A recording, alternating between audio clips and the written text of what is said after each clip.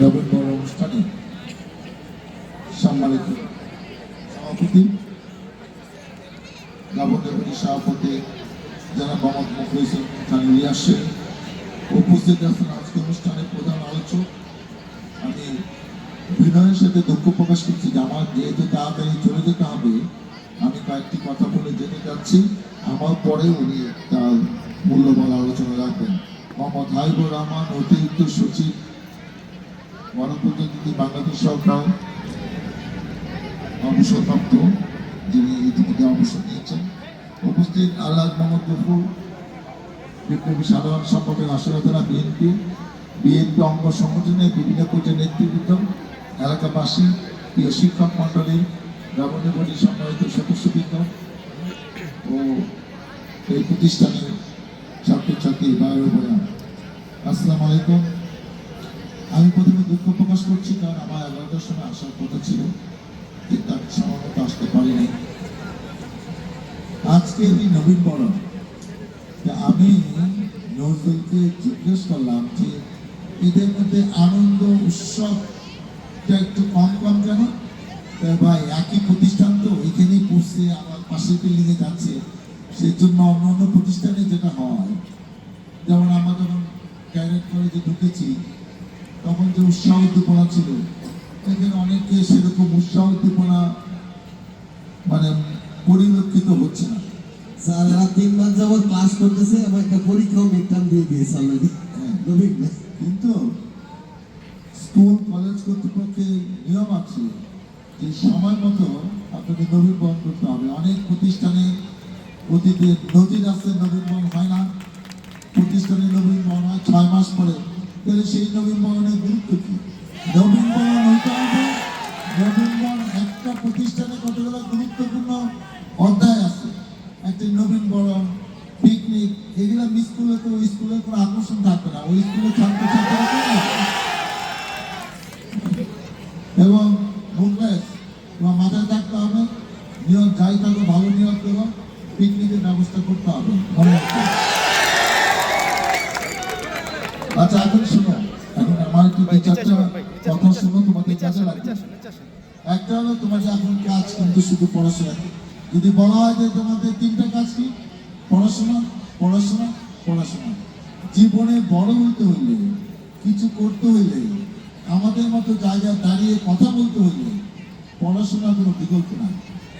আমি cadet college থেকে intermediate pass করেছি 80 সালে, বাংলাদেশ মেডিকেল কলেজ থেকে MBBS, বাংলাদেশের মেডিকেল সায়েন্সে basic degree, bachelor of medicine, bachelor of surgery pass করে, BCS পাস করে আমি 5 বছর চাকরি করে, তারপরে আমি 2বার সংসদ সদস্য হয়েছি 96 এবং 2001। শেখ হাসিনা আমাদের রাজনীতি করতে দেয় নাই, আমাদের 3বার জেল দিছে, মিথ্যা মামলা, গায়ে দেয় নাই, জেলে আটকে রাখছে, আমার নামে 53টি মামলা। তাই বলে কি আমাদের রাজনীতি শেষ হয়ে গেছে? তাই বলে কি মানুষের ভালোবাসা, মানুষের দ্বারা দ্বারা যাওয়ার সুযোগ কি আমাদের কমে গেছে? তো এগুলা করে তো আসলে কোনো লাভ হয় না। এখন আমরা তার জায়গায় বাসায় থাকতে পারতাম না, পালিয়ে থাকতাম। আল্লাহর কি বিধান, সে এখন দেশ থেকেই পালিয়ে চলে গেছে, আমরা তো তাও দেশে ছিলাম। আর মেয়েদের উদ্দেশ্যে বলি একটা কথা, সম্মান নিয়ে বাঁচতে চাইলে পড়াশোনা শেষ করে চাকরি করবে, এটা মনে রাখবে। যে চাকরি করবে না তার কতটুকু সম্মান আছে না আছে এটা আমি জানি না। অনেকে বলতে পারে যে আমার হাজবেন্ড খুব ভালো, ঠিক আছে, ভালো ভালো হাজবেন্ড নিয়ে থাকো তোমরা, কিন্তু এরকম ভালো হাজবেন্ড 5% আছে কিনা আমার সন্দেহ আছে। কিন্তু চাকরি করলে হাজবেন্ড তোমাকে কিচ্ছু বলবে না, আমি শিওর। তুমি ভুল করলেও তোমাকে বলবো আচ্ছা ঠিক আছে সামনে বার করলো না। কিন্তু চাকরি না করলে তুমি দেখো তোমাদের অনেকে ভাগ্যে কিরকম ঝামেলা অপেক্ষা করতেছে। সুযোগ থাকলে চাকরি করার চেষ্টা করবে, পড়াশোনা করে। আর একটি হলো, ছোটবেলায় আমরা মনে করতাম শিক্ষিত মানুষ মানে ভালো মানুষ। এতগুলো ক্যামেরা একসাথে করে ব্যক্তিগত ক্যামেরা সহ কোনো ব্যক্তিগত ক্যামেরা থাকবে না, প্লিজ যাও, দেখতে পারতেছি না, কোনো ব্যক্তিগত ক্যামেরা থাকবে না। ছোটবেলায় আমি মনে করতাম যে শিক্ষিত মানুষ মানে ভালো মানুষ। এখন আর শিক্ষিত মানুষ মানে ভালো মানুষ আমি মনে করি না। আমি বহু অমানুষ মানুষকে এই জীবনে দেখেছি ঢাকা ইউনিভার্সিটিতে পাশ করা, ডাক্তারি বিদ্যা কমপ্লিট করে চাকরি করছে, ইঞ্জিনিয়ার হয়েছে, উচ্চ পর্যায়ের কর্মকর্তা, বিসিএস, এসপি, শত শত মানুষকে আমি চিনি বাংলাদেশে। ভূপেন হাজারিকার একটা খুবই বহুল প্রচারিত জনপ্রিয় একটি গান আছে। গানটা উনি নিজে লিখেছেন, নিজে সুর দিয়েছেন, নিজে গেয়েছেন। মানুষ মানুষের জন্য, জীবন জীবনের জন্য একটু সহানুভূতি কি মানুষ পেতে পারে না।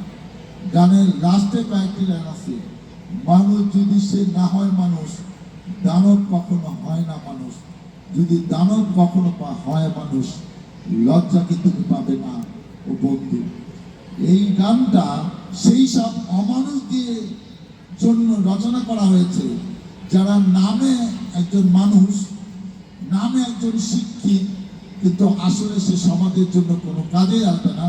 সমাজে সবাই তাদের দূর থেকে ঘৃণা করে, সেই সব মানুষদের নিয়ে এই গানটা লেখা হয়েছে। তোমরা গানটা মনোযোগ দিয়ে পড়ো, মনোযোগ দিয়ে শোনো, তোমাদের অনেক কাজে লাগবে। আর একটা মূল্যবান কথা বলি, family is the my last destination. Destination কথাটা ট্রাভেলিং এর ভাষা। তুমি যদি কক্সবাজার বাসে যাও, তুমি দেখবা চিটাগাং গিয়ে বাসটা আধা ঘন্টা থাকে কোনো রেস্টুরেন্টে কিংবা অন্য কোনো জায়গায় এই বাসটা চা খাওয়ার জন্য প্যাসেঞ্জারদের জন্য ব্যবস্থা করে, কিন্তু আলটিমেটলি গন্তব্য হলো তার কক্সবাজার।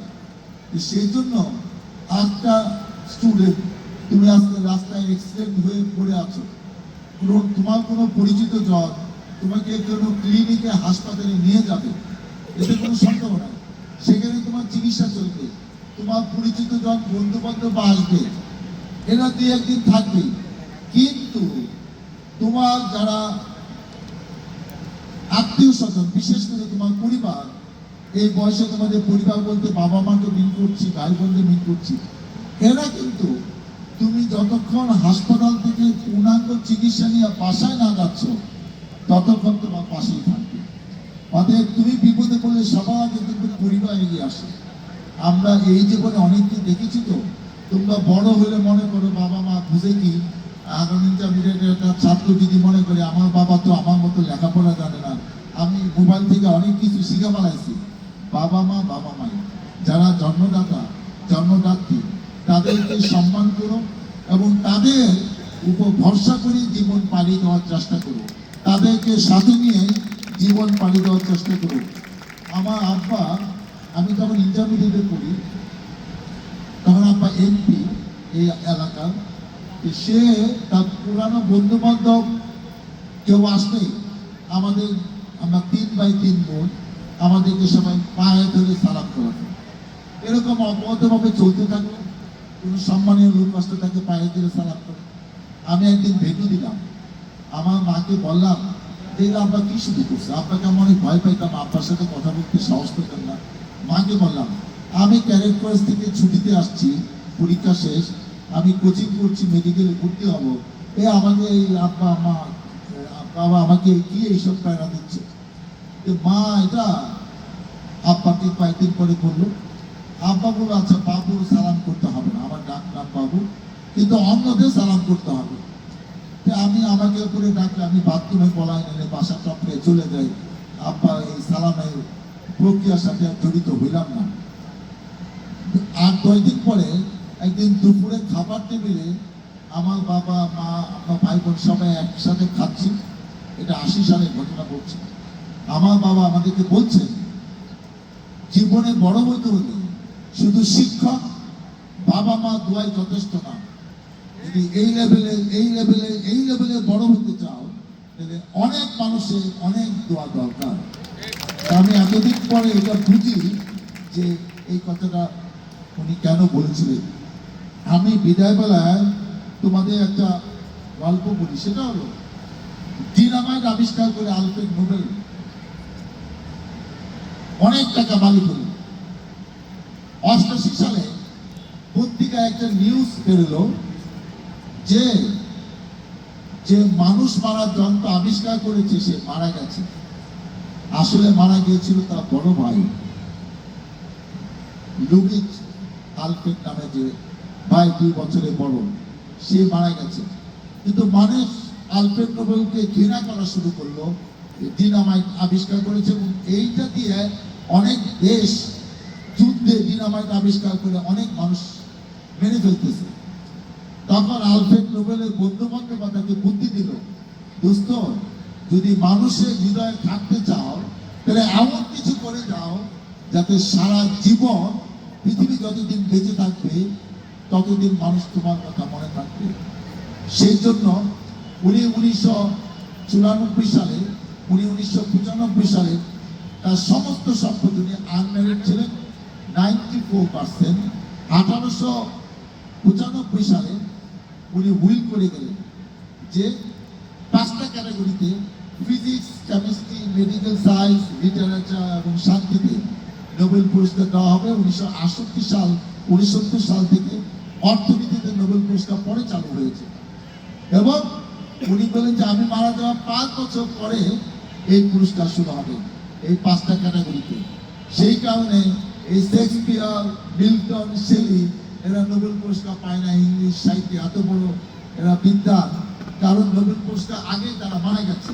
কোনো মরণোত্তর ব্যক্তিকে নোবেল পুরস্কার দেওয়া হয় না। 1901 সাল থেকে উনি মারা গেছেন 1896-এ এবং তার 5 বছর পরে উইলে লেখা ছিল আমার মারা যাওয়া 5 বছর পরে এই পুরস্কার চালু হবে। তখন উনি আনুমানিক, আমি যতদূর জানি যে তখন 300-400 কোটি টাকা দিয়ে গেছিল, এখনই একটা হাজার হাজার কোটি টাকা। এক একটা নোবেল পুরস্কারের মূল্যবান 24 ক্যারেট একটা গোল্ডেন মেডেল, একটা সার্টিফিকেট এবং বাংলাদেশি টাকায় 14 কোটি টাকা এক একটি নোবেল পুরস্কারের মূল্য। মানুষ বিখ্যাত হয় এমনি না, তাদের ধ্যান ধারণা চিন্তা ভাবনা থেকে।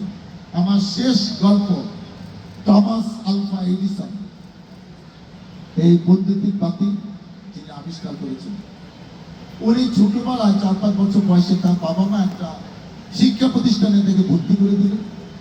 কয়েক মাস পরে সেই স্কুলে পরীক্ষা হলো। ওই স্কুলে নিয়ম ছিল পরীক্ষার রেজাল্ট খামে পড়ে স্ট্যাপেল করে সিলগালা করে প্রত্যেককে বাপ মার কাছে পাঠাতো। নোবেল টমাস আলভা এডিসন সেই রেজাল্ট নিয়ে সেই খাম নিয়ে পাশে এসে মাকে পেলেন, মার হাতে সেই চিঠিটা দিলেন, দিয়ে সে পাশে পাশে খেলতে চলে গেলেন তার বন্ধুদের সাথে। একটু পরে এসে দেখেন তার মা চিঠি নিয়ে তখনও বসে আছেন। টমাস আলভা এডিসন বললেন, মা এই চিঠিতে কি লেখা আছে? তার মা সেই চিঠি পড়ে শোনাচ্ছেন। চিঠিতে লেখা আছে যে আপনার সন্তান খুবই মেধাবী, আপনার সন্তান প্রত্যেকটি বিষয়ে হাইয়েস্ট নাম্বার পেয়েছে, আপনার সন্তানকে পড়াশোনা করার জন্য যথেষ্ট ভালো শিক্ষক এই প্রতিষ্ঠানে নাই। অতএব আপনার সন্তানকে আগামীকাল থেকে অন্য একটি ভালো প্রতিষ্ঠানে ভর্তি করে দিবেন, সম্ভব হলে আপনি নিজে তার যত্ন নেবেন, আপনার সন্তানের জন্য শুভকামনা। টমাস আলভা এডিসন খুশি মনে নাচতে নাচতে চলে গেলেন। সে এতটা ভালো রেজাল্ট করবে জীবনে আশা করে নাই। তারপরে সে আরো বিভিন্ন প্রতিষ্ঠানে পড়ে লেখাপড়া শেষ করে সে 32 বছর বয়সে এই বৈদ্যুতিক বাতি সহ আরো এই যে ভিডিও রেকর্ডিং, এটা উনি আবিষ্কার করেছেন। তারপরে সে একটি বাসা কিনলেন, হাজার হাজার কোটি টাকা মালিক হয়ে গেছেন। বাসা বন্ধ থেকে পুরানো কিছু জিনিসপত্র তার নতুন বাসায় নিয়ে যাবেন। সেই পুরানো চিঠিটা উনি খুঁজে পেলেন। সেই চিঠিটা পড়ে সে অবাক হলেন, অধর দ্বারা কাঁদছে। আসলে চিঠিতে কি লেখা ছিল? চিঠিতে লেখা ছিল, আপনার সন্তান একটা স্থূল প্রতিবন্ধী বালক, কোনো বিষয়ে পাশ করে নাই, এরকম খারাপ ছাত্রকে আমরা স্কুলে রাখতে পারি না। আগামীকাল থেকে আপনার সন্তান যেন এই স্কুলে না আসে। আপনাকে ধন্যবাদ। টমাস আলভা এডিসন অনেকক্ষণ কাঁদলেন। ওনার ডায়েরি লেখা অভ্যাস ছিল। রাতের বেলা উনি ডায়েরিতে লিখলেন, আমার মা সবচেয়ে বড় শিক্ষক আমার জীবনে। আজকে আমার মা মতো যদি শত শত শিক্ষক, শত শত মা এই পৃথিবীতে থাকতেন, শত শত টমাস আলভা এডিসন জন্মগ্রহণ করতেন এই পৃথিবীতে। অতএব তোমরা সেই মাকে সম্মান দিও যে মা তোমাদের জন্য জীবন বাজি রেখে প্রতিটা মুহূর্ত প্রতিটা সময় অতিবাহিত করে। তোমাদের জন্য শুভকামনা। আমরা তোমাদেরকে এই জায়গায় দেখতে চাই, সেই জায়গায় গিয়ে আমি যাব যে আমার এই কাজটা তোমরা করে দাও। সেরকম প্রতিষ্ঠানের বড় বড় পদে তোমাদেরকে আমি দেখতে চাই। তোমাদের জন্য আমাদের অগ্রিম শুভকামনা। দোয়া করি তোমরা জীবনে অনেক বড় হও, যত বড় আমি এখনো হইতে পারি নাই। আল্লাহ তোমাদের জন্য সেই কাঙ্ক্ষিত জায়গায় বসাতে পারে। আল্লাহ হাফেজ। বাংলাদেশ জিন্দাবাদ।